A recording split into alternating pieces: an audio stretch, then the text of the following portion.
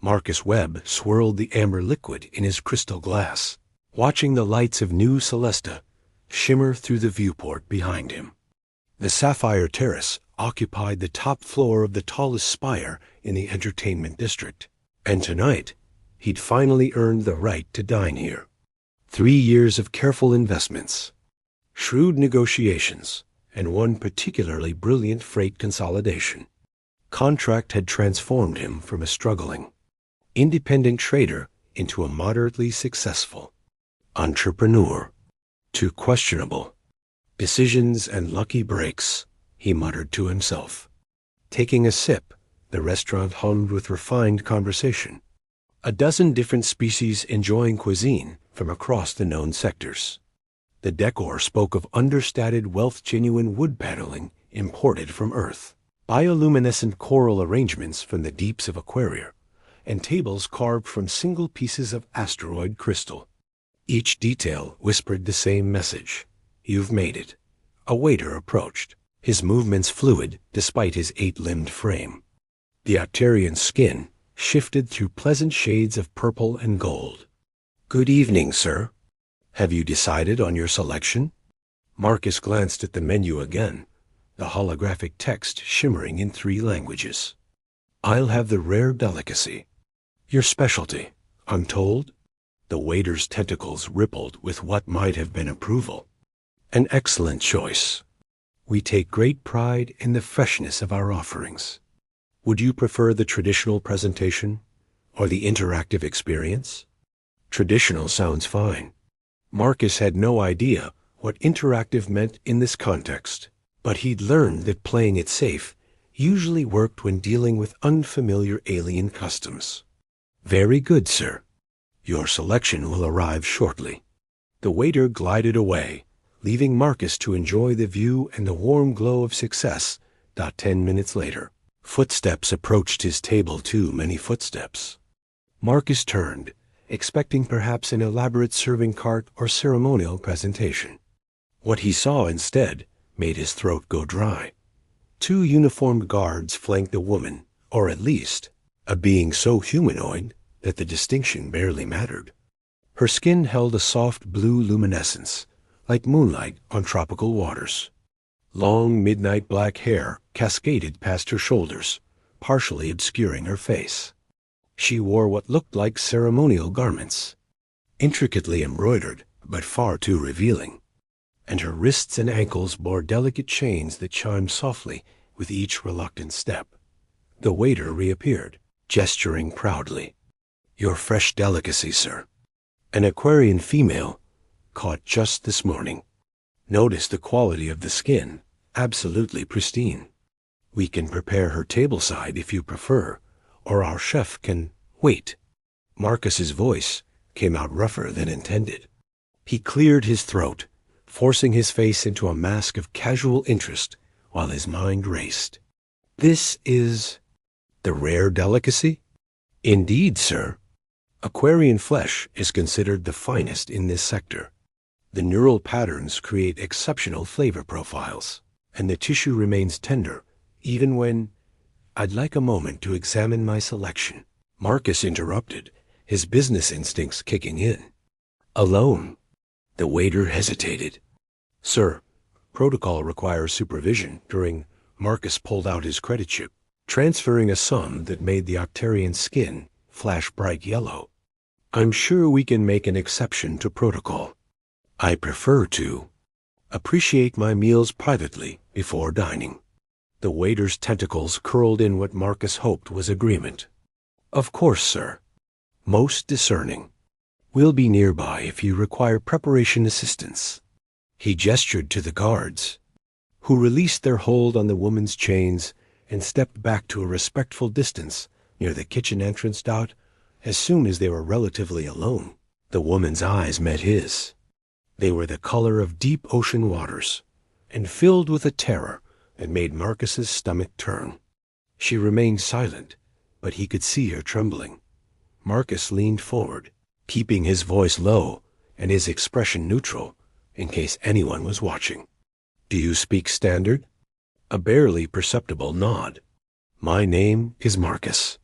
I'm human, and I'm not going to hurt you. But I need you to trust me and stay calm. Can you do that?" Her eyes widened slightly, confusion mixing with the fear. Another small nod. "Good." Marcus picked up his glass, taking a casual sip as if inspecting his meal, buying time to think. His mind cataloged the situation with the same analytical precision he used for business deals. 2 guards. Multiple exits, but all monitored.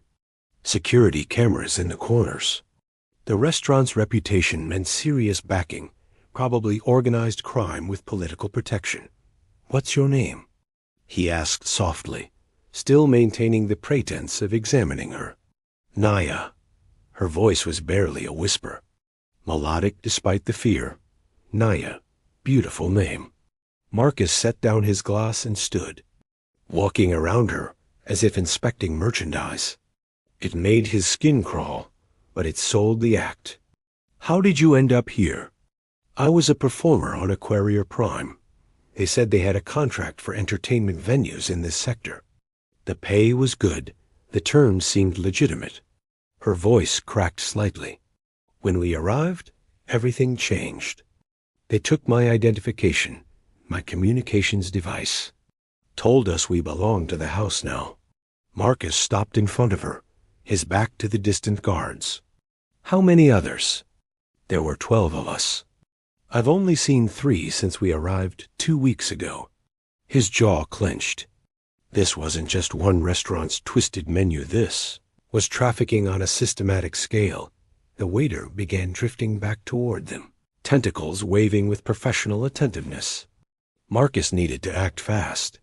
"Naya, I'm going to get you out of here, but you need to play along with whatever I do. Understand?" Her ocean blue eyes searched his face, looking for deception or false hope. Whatever she saw there must have been convincing, because she gave a subtle nod. Marcus turned to intercept the waiter, projecting confidence he didn't entirely feel. "I've decided I'd like to take this selection off premises. The ambiance here is excellent, but I prefer to enjoy such delicacies in private." The waiter's skin rippled through several colors Marcus couldn't interpret. "Sir, that's highly irregular. Our freshness guarantee only applies to on-site consumption. I'm willing to forfeit the guarantee." Marcus pulled out his credit chip again. "And to compensate the establishment for the inconvenience." He initiated a transfer that represented a significant chunk of his celebration budget, enough to buy a small starship or 3 months of luxury living. The waiter's skin flashed gold. I would need to consult with management, sir." "Of course. I'll wait." Marcus sat back down, projecting the easy confidence of someone accustomed to getting what they wanted. 5 agonizing minutes passed. Naya stood motionless, her chains softly chiming whenever she breathed too deeply. Marcus caught her eye once and offered what he hoped was a reassuring smile. Finally, a new figure approached, tall, reptilian, wearing the kind of expensive suit that screamed upper management. His scales were deep purple, almost black, and his eyes were cold calculation. "Mr. Webb, I am Thesic, General Manager of the Sapphire Terrace. I understand you wish to take your selection off premises?" Marcus stood, extending his hand in the human gesture of greeting. After a moment's hesitation, Thesic touched his clawed hand to Marcus's palm, the alien equivalent. "That's correct. I'm celebrating a significant business achievement, and I prefer to enjoy such an exquisite delicacy in my own accommodations." Thesic's tongue flicked out, tasting the air. "Your selection is quite valuable. Aquarians are increasingly rare in our supply chain. The price you've offered, while generous, doesn't quite cover the replacement cost." Marcus met his gaze steadily. "Name your price." They haggled for another 10 minutes, a negotiation that would have been at home in any boardroom or market square. Marcus kept his emotions locked away, treating Naya like a commodity he was determined to acquire. It made him sick, but it was the only way to get her out alive.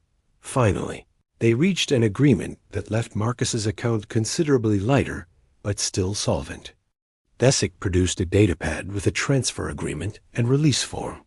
"Sign here, Mr. Webb. Please note that once she leaves these premises, any damages or complications are entirely your responsibility. The Sapphire Terrace will not accept returns or complaints." "Understood." Marcus signed with his thumbprint, watching the transaction finalize with a soft chime. Desick gestured to a guard, who approached with a control device. With a soft click, Naya's chains released, falling to the floor with a musical clatter. "A word of advice, Mr. Webb," Desick said, his voice dropping to something more menacing. "Aquarians can be spirited. Don't let her near water until you're ready to prepare her. Their kind can be surprisingly resourceful when desperate." Marcus nodded, placing his hand on Naya's shoulder with what he hoped looked like possessive confidence. "I appreciate the tip." As they walked toward the exit, Marcus felt every eye in the restaurant tracking them. His hand remained on Naya's shoulder, both guiding and steadying her. She moved stiffly, clearly terrified this might be a trick, or that he might be something worse than the restaurant. The elevator doors closed behind them, sealing them off from the dining floor. Marcus immediately stepped away from Naya, giving her space. "I have a vehicle on the landing platform. Once we're inside, you'll be safe. I promise." Naya's legs seemed to give out, and she steadied herself against the elevator wall. "Why?" she asked, her voice stronger now, but filled with confusion. "Why would you spend so much to save someone you don't know?" Marcus met her gaze, seeing the woman behind the fear, the performer she'd been before this nightmare began. "Because you're not a delicacy or a commodity. You're a person. And where I come from, we don't eat people." The elevator chimed, doors opening onto the windy landing platform. Marcus's modest transport waited among the more luxurious vehicles, functional, reliable, and fast enough to get them far away from here. As they hurried toward it, Naya caught his arm. "Thank you, Marcus Webb." He smiled despite the situation's gravity. "Thank me when we're safely away from here." And just Marcus is fine. They climbed into the transport, and as Marcus initiated the launch sequence, he caught Naya watching him with an expression he couldn't quite read. Gratitude, certainly, but something else. Something that made his heart beat just a little faster. "Hold on," he said, engaging the thrusters. This night just got a lot more complicated. As they lifted off into the neon-streaked night sky of New Celesta, Marcus realized two things. First, he'd just made powerful enemies who wouldn't let this go easily. And second, the woman beside him had already changed everything about his carefully planned future. He wouldn't have it any other way. The transport cut through New Celesta's aerial traffic lanes, weaving between commercial haulers and luxury cruisers. Marcus kept one eye on the navigation display and another on the rear sensors, watching for any sign of pursuit.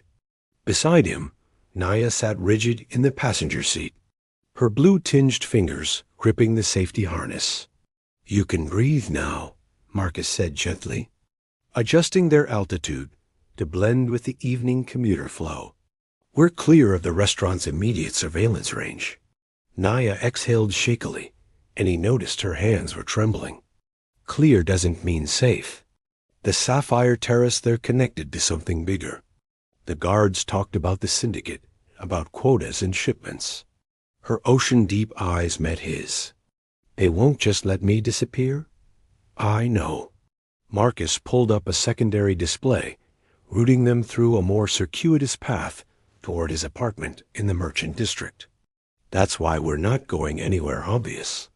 I have a place that's not registered under any of my business identities. We'll lay low there while I figure out our next move." "Our next move?" Naya turned to face him fully, studying his profile in the glow of the instrument panels.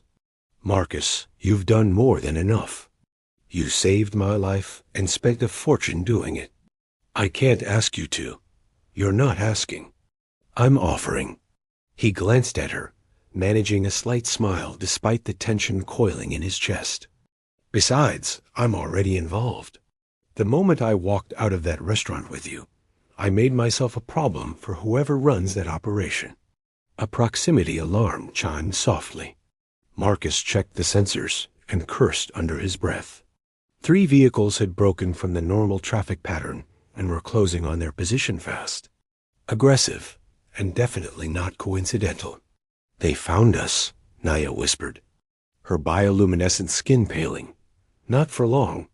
Marcus's hands moved across the controls with practiced precision. He'd spent his early years running freight through contested territories. And while this transport wasn't military grade, he'd made certain modifications that most civilian pilots never bothered with. He dropped their altitude suddenly, diving beneath a massive freight platform and emerging on the other side in a completely different traffic stream. The pursuing vehicles compensated, but the maneuver bought them precious seconds. "There's a maintenance sector ahead," Marcus said, his voice calm despite the spike of adrenaline. "Industrial zone with lots of vertical structures and narrow passages. They'll have speed, but will have maneuverability. You sound like you've done this before. Let's just say my business ventures haven't always been completely peaceful."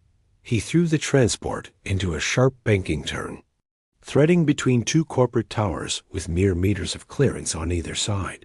The industrial sector loomed ahead, a maze of processing plants, storage silos, and manufacturing complexes that operated around the clock. Marcus killed their running lights and dove into the metallic canyons, using thermal exhaust from the factories to mask their heat signature. Behind them, the pursuit vehicles followed, but they were larger, built for speed rather than agility. Marcus used every advantage, cutting through spaces barely wide enough for their transport, using sudden elevation changes that forced their pursuers to slow or risk collision. "Hold on." He spotted an opportunity, a ventilation shaft large enough to accommodate them, angled upward at 70 degrees. Without hesitating, he gunned the engines and shot into the opening.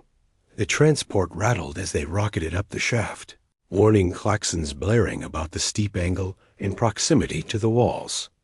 Naya gripped her seat, but when Marcus glanced at her, he saw not fear but exhilaration in her expression. They burst from the top of the shaft onto a rooftop landing area, and Marcus immediately cut the engines to minimal power, settling them behind a large atmospheric processor.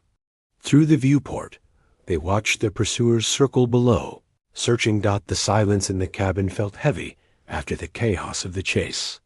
Marcus's heart hammered, and he became acutely aware of Naya's presence beside him, the soft glow of her skin in the darkness, the way her chest rose and fell with each breath.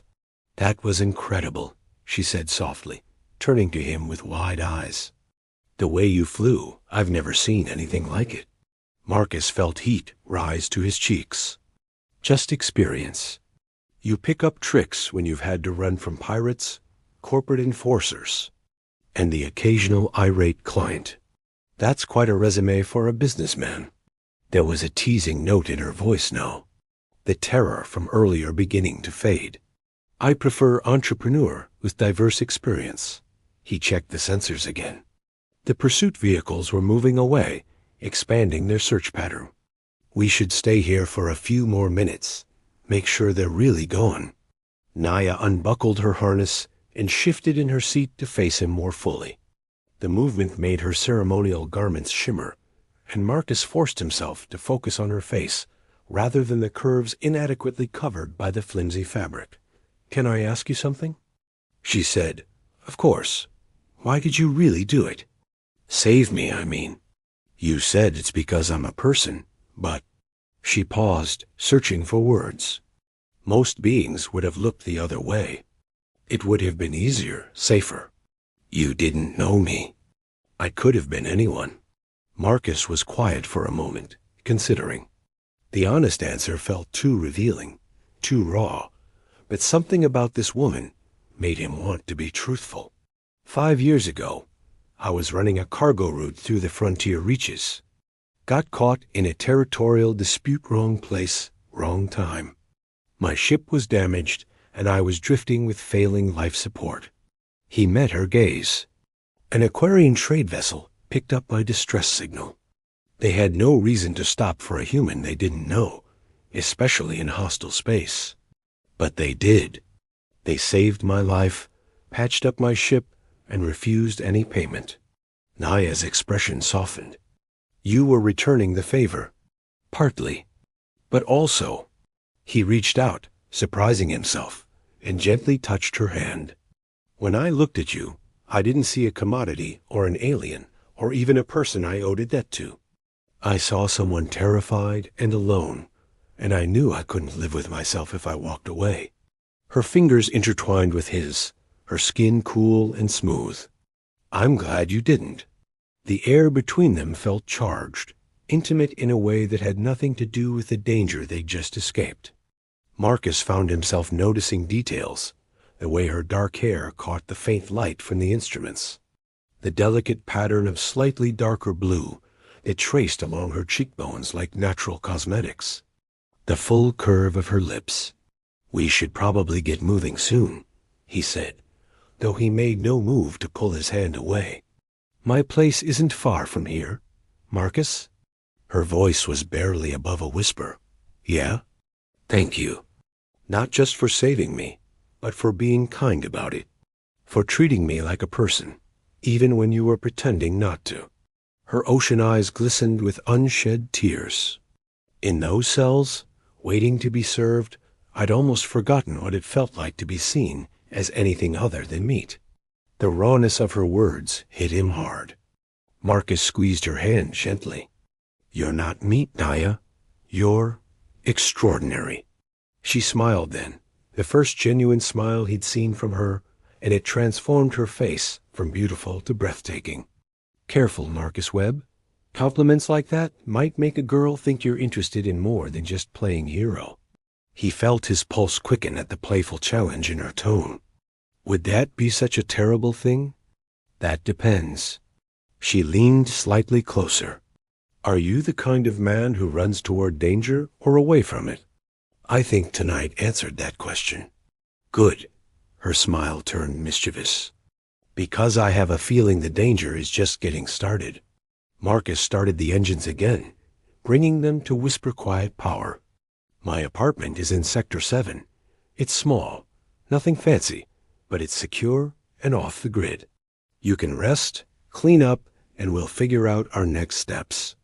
As they lifted off from the rooftop and merged back into the traffic lanes, this time taking a deliberately random path, Naya settled back into her seat but kept her hand in his. The simple contact felt grounding, intimate without being overwhelming. Tell me about yourself, Marcus said as they flew. Beyond the performer part. What's your real story? Naya gazed out at the city lights streaming past. I grew up in the coastal cities of Aquaria Prime. My family were artisans. They worked with bioluminescent organisms, creating living art installations. I learned to dance as part of the traditional ceremonies, and eventually I was good enough to perform professionally. How did you end up off-world? Ambition, mostly. Her expression grew wistful. The pay for performers on Aquaria is modest. I wanted to see other worlds, experience different cultures, maybe save enough to open my own studio someday. When the contract offer came through official channels, it seemed like the perfect opportunity. They used legitimate front companies, complete with references, licensing documentation, even her representatives who conducted interviews. Everything checked out. Her hand tightened on his. By the time we realized it was a trap, we were already light years from home with no way to contact anyone. Marcus felt anger burning in his chest. How long were you held? 2 weeks in the preparation facilities. They kept us separated most of the time, but I heard things.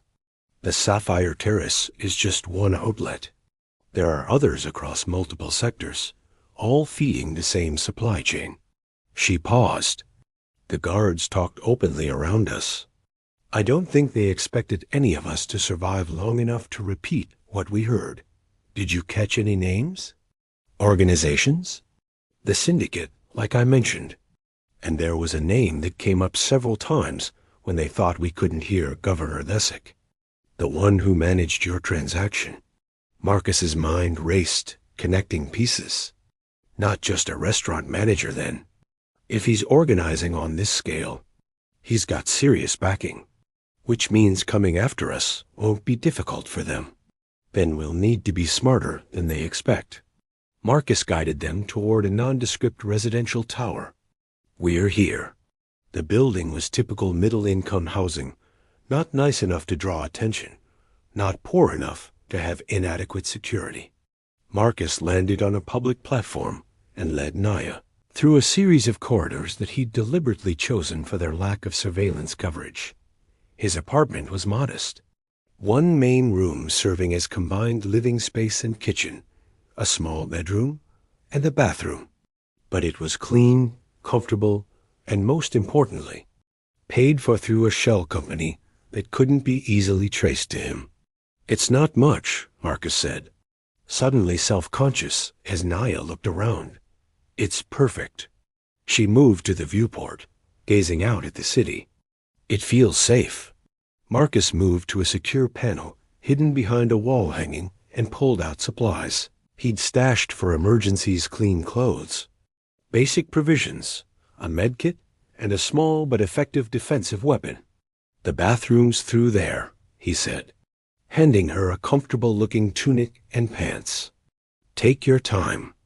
There's a shower, towels, everything you should need. Naya accepted the clothes, her fingers brushing his. Will you be here when I come out? The vulnerability in her question made his chest tighten. I'm not going anywhere. She held his gaze for a long moment, then rose on her toes and pressed a soft kiss to his cheek. Thank you, Marcus, for everything. She disappeared into the bathroom, and Marcus sank onto the couch, finally allowing himself to process everything that had happened. He'd gone from celebrating a business success to harboring a fugitive and making enemies of a major criminal organization. It was insane, reckless, and could cost him everything he'd built. And yet, touching his cheek where Naya's lips had been, he couldn't bring himself to regret any of it. The sound of running water came from the bathroom, and Marcus's mind drifted to the woman on the other side of that door. He barely knew her, but something about Naya had gotten under his skin in a way he couldn't explain. Maybe it was her resilience, the way she'd maintained her spirit despite the horror she'd endured. Maybe it was the connection he'd felt the moment their eyes met in that restaurant. Or maybe, he admitted to himself, it was simpler than that. Maybe he was falling for her. 20 minutes later, Naya emerged from the bathroom, looking transformed. Her hair was damp, hanging in waves past her shoulders, and the simple clothes he'd given her somehow looked elegant on her frame. Her skin had regained its full luminescence, glowing softly in the apartment's low lighting. Better? Marcus asked, standing. Much. She moved closer, and he caught the scent of the soap she'd used, something floral and clean. Although I think these clothes were meant for someone taller. The tunic hung loosely on her smaller frame, and she'd rolled the pants' legs several times. She looked adorable, and Marcus had to resist the urge to pull her into his arms. They suit you, he said instead, his voice rougher than intended. Naya tilted her head, studying him with those mesmerizing ocean eyes. Marcus Webb, are you flirting with me? Would you like me to be? She stepped closer, eliminating the distance between them. I think I would. Is that strange? Given everything that's happened? Nothing about tonight has been normal. Marcus reached up, tucking a strand of her damp hair behind her ear. But no, I don't think it's strange. Sometimes extreme circumstances clarify what matters. And what matters to you right now? Making sure you're safe. Finding a way to stop the people who hurt you. He paused, his hand still near her face. And figuring out why I can't stop thinking about you. Naya's breath caught. I've been thinking about you too. About how brave you were, how kind. How you looked at me like I mattered when everyone else saw me as... She trailed off, emotion thickening her voice. You do matter, Marcus said firmly. You matter to me. She rose on her toes, her hands coming to rest on his chest. Show me. Marcus didn't need to be asked twice. He cupped her face gently, giving her time to pull away if she wanted, but Naya only leaned closer. Their lips met softly at first, tentative and questioning. Then Naya made a small sound of approval and pressed closer. And the kiss deepened. It was unlike anything Marcus had experienced, not just physical attraction, though there was certainly that, but something more profound. A connection that felt both brand new and ancient, as if they'd been meant to find each other despite the impossibility of their circumstances. When they finally broke apart, both breathing harder, Naya rested her forehead against his chest. That was... Yeah, Marcus agreed, wrapping his arms around her. It really was. They stood like that for a long moment, simply holding each other. Outside the viewport, New Celesta continued its endless dance of light and motion. But inside this small apartment, time seemed to slow. We should sleep, Marcus said eventually, though he made no move to let her go. Tomorrow we need to figure out a real plan. Where will you sleep? The couch is fine. You take the bed. Naya pulled back to look at him. Marcus, after everything that's happened, I don't want to be alone. Would you? Could you stay with me? Just to sleep, she added quickly, color rising in her cheeks. I just don't want to wake up and wonder if this was all a dream. Marcus's heart swelled at her vulnerability. Of course. Whatever you need. They settled into the bedroom together, the lights dimmed to a soft glow.